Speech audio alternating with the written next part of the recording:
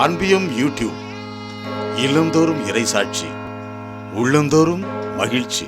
இயேசு ஒரு இடத்தில் இறைவனிடம் வேண்டிக் கொண்டிருந்தார். ஆண்டவரையும் வாழ்வில் ஜெபம் முதலிடத்தில் இருந்தது. நீர் அதிகாலையில் ஜெபித்தீர், இரவு முழுவதும் ஜெபித்தீர், தனிமையில் ஜெபித்தீர். வானக தந்தையர் நீர் உறவாடியதுதான் உடைய போதனை வாழ்வில் புதுமைகள் செயலாற்றுவதில் புது பலத்தை கொடுத்தது. நீர் ஜெபத்தை வாழ்ந்து காண்பித்துதான் ஜெபம் செய்ய கற்றுக் கொடுத்தீர்.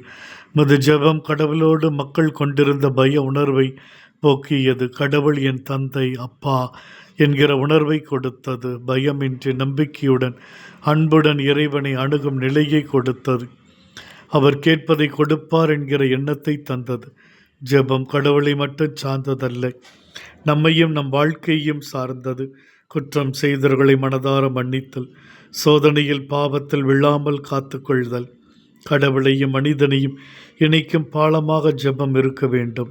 ஆண்டவரே, நாங்களும் இந்நாளும் ஜெபத்தில் இணைந்திருக்கும் வரத்தை தாரும். ஒவ்வொரு நாளும் திருப்பலியில் பங்கெடுத்து ஜெபிக்கவும், தினமும் குடும்பமாய் ஒன்றிணைந்து ஜெபிக்கவும் வரம் தாரும்.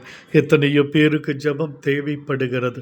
ஆண்டவரே, நாங்கள் பிறரின் நலனுக்காக பரிந்துரை ஜெபங்களை எழுப்பு எங்களுக்கு அருள் தாரும். ஜெபம் எங்கள் வாழ்க்கையாக மாற வேண்டும். ஜெபிக்கிற மனிதர்களாய் நாங்கள் ஜீவிக்க வேண்டும். மோடி எங்களை அந்த ஜெபம் இணைத்து நல்வழிப்படுத்த வேண்டும். ஆமேன். இந்த அன்பியம் யூடியூப் சேனலை நீங்கள் ஷேர் பண்ணுங்க, சப்ஸ்கிரைப் பண்ணுங்க, லைக் பண்ணுங்க. Wish you all the best.